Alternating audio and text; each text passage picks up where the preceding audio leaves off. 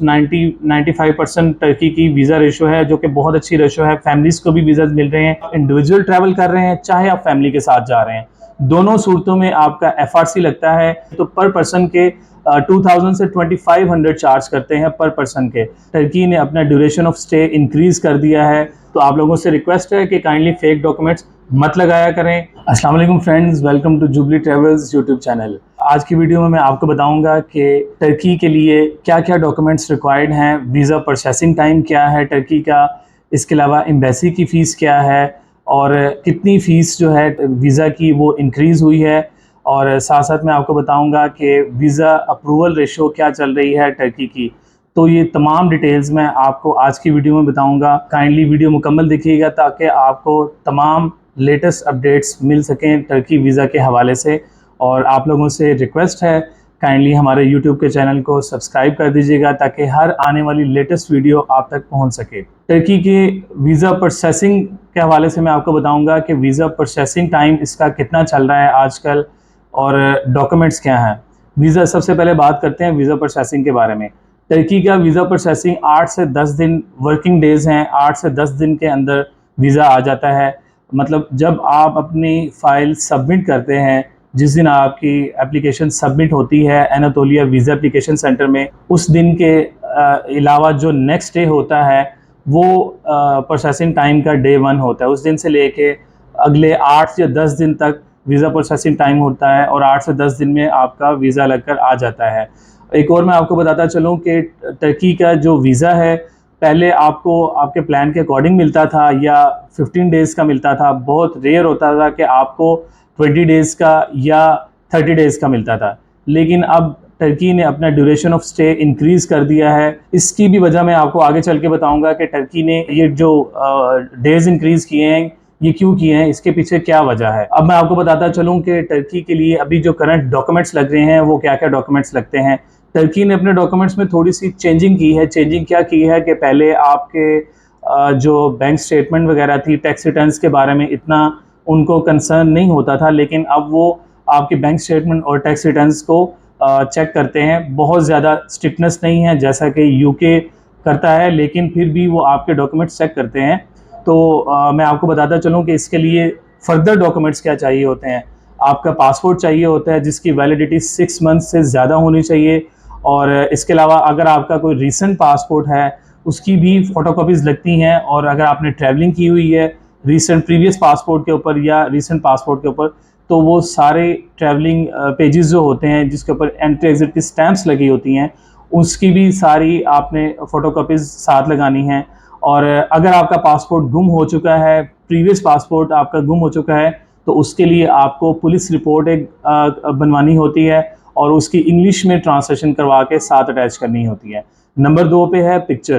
Picture के हवाले से मैं आपको बताऊंगा कि पिक्चर को लेकर बहुत से लोग कंफ्यूज हैं कि टर्की की वीज़ा के लिए पिक्चर का एक्चुअल साइज़ क्या होता है। तो मैं आपको बता दूं कि टर्की के लिए पिक्चर का size 2 inches by 2 inches white background के साथ होता है। मैं रिपीट कर देता हूँ, 2 inches by 2 inches white background के साथ होता है। और एक और आपने चीज़ जो है वो जहन में रखनी है कि टर्की के लिए जो आपने पिक्चर बनवानी है वो शाइन पेपर पे नहीं बनवानी, आपने मैट पेपर पे बनवानी है। बहुत से लोग जब पिक्चर बनवाते हैं या तो पिक्चर पुरानी होती है या शाइन पेपर पे होती है, या पिक्चर का साइज़ 2 इंचज़ बाई 2 इंचज़ नहीं होता, तो वो जब एप्लीकेशन सेंटर में जाते हैं तो उनको वहाँ पे प्रॉब्लम आती है। प्रॉब्लम ये आती है कि वो अपनी एप्लीकेशन फ़ीस के सारे पैसे साथ लेकर गए होते हैं, एक्स्ट्रा पैसे नहीं लेके जाते। तो जब वो पिक्चर बनवाते हैं तो पिक्चर के बहुत ज़्यादा पैसे चार्ज करते हैं एप्लीकेशन सेंटर में, जिसकी वजह से उनको प्रॉब्लम आती है। लेट्स सपोज अगर एक फैमिली है, उसके 6 पर्सन है, अगर उन्होंने पिक्चर बनवानी है तो पर पर्सन के 2000 से 2500 चार्ज करते हैं पर पर्सन के। तो आपने ये ख़ास ख्याल रखना है पिक्चर्स का कि 2 inches by 2 inches white background के साथ और आपके मैट पेपर पे होनी चाहिए पिक्चर। इसके अलावा आपकी आईडी कार्ड की कॉपीज़ लगती हैं, फ्रंट एंड बैक की A4 साइज़ के पेपर के ऊपर। इसके अलावा आपका account maintenance letter, bank statement आपकी 3 मंथ्स की होनी चाहिए और फ्रेश बैंक स्टेटमेंट होनी चाहिए, उसमें प्रॉपर ट्रांजैक्शंस होनी चाहिए। और आपने एक चीज़ जहन में रखनी है कि बैंक स्टेटमेंट ई स्टेटमेंट नहीं लगानी है आपने हार्ड फॉर्म में बैंक से जाके, जहाँ पे आपका अकाउंट है वहाँ से जाके आपने बैंक स्टेटमेंट निकलवानी है। और अकाउंट मेंटेनेंस निकलवाना है, वहाँ से अकाउंट मेंटेनेंस लेटर जो होता है, ये दोनों आपने डॉक्यूमेंट्स आपने साइन एंड स्टैम्प करवाने हैं। वहाँ के ब्रांच मैनेजर या ऑपरेशन मैनेजर से आपने साइन एंड स्टैम्प करवाने हैं। और साथ साथ आपने ये ख्याल रखना है कि आपकी बैंक स्टेटमेंट 7 से 10 दिन तक मैक्सिमम चल सकती है। इससे पुरानी हो तो वो बैंक स्टेटमेंट एक्सेप्ट नहीं होती है। आगे चलते हैं, आगे मैं आपको बताता हूँ कि एफआरसी इसके लिए मैंडेटरी है, बहुत ज़्यादा ज़रूरी है। चाहे आप इंडिविजुअल ट्रैवल कर रहे हैं, चाहे आप फैमिली के साथ जा रहे हैं, दोनों सूरतों में आपका एफआरसी लगता है।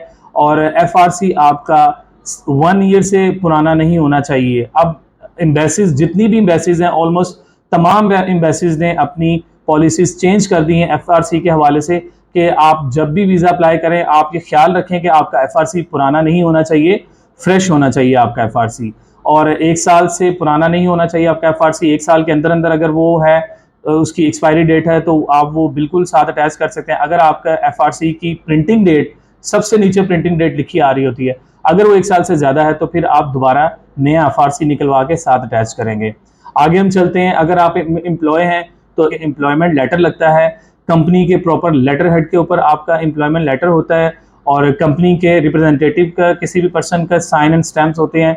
इसके अलावा आपकी 3 मंथ्स की सैलरी स्लिप्स होती हैं, वो भी आपकी अलग अलग पेजेस पे होती हैं। 3 अलग अलग पेजेस पे 3 सैलरी स्लिप्स आपने निकलवानी है लास्ट 3 मंथ्स की, और उसको भी साइन एंड स्टैम्प करवाना है। तो एम्प्लॉय की मैंने 2 चीज़ें बता दी हैं, कि एक एम्प्लॉयमेंट लेटर और एक सैलरी स्लिप्स।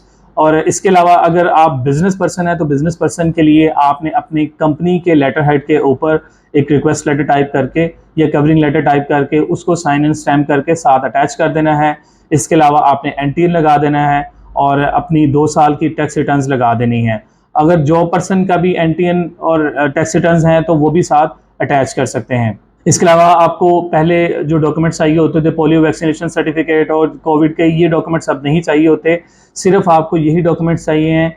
और इसके अलावा कोई मेडिकल से रिलेटेड है तो उसको मेडिकल का लेटर चाहिए होता है, और कोई लॉयर है तो उसको बार एसोसिएशन का लेटर चाहिए होता है। बाकी डॉक्यूमेंट्स वही लगते हैं, लेकिन हर फील्ड के अलग डॉक्यूमेंट्स लगते हैं।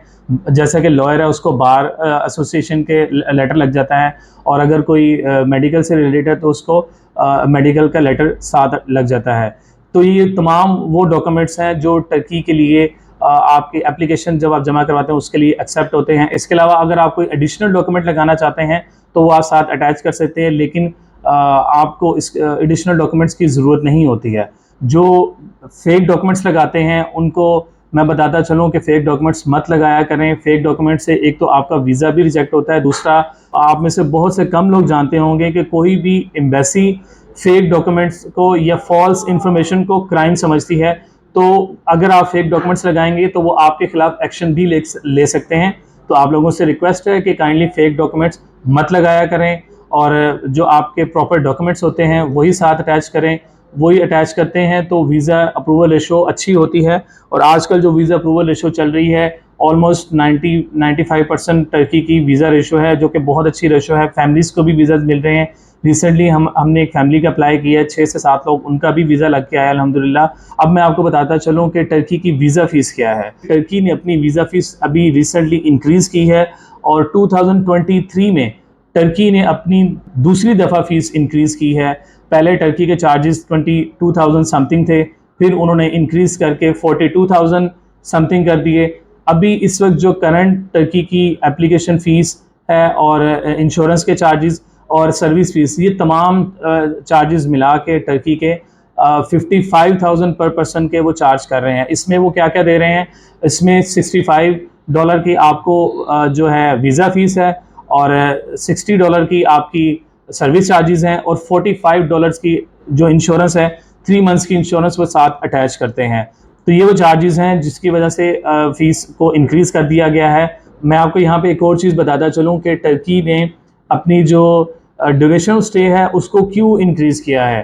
पहले इंश्योरेंस, ट्रैवल इंश्योरेंस होती थी वो एप्लीकेंट खुद लेके जाता था, खुद अटैच करता था। लेकिन अब जो एप्लीकेशन सेंटर है, एनातोलिया एप्लीकेशन सेंटर, वो इंश्योरेंस अपनी तरफ से लगाते हैं, साथ अटैच करते हैं।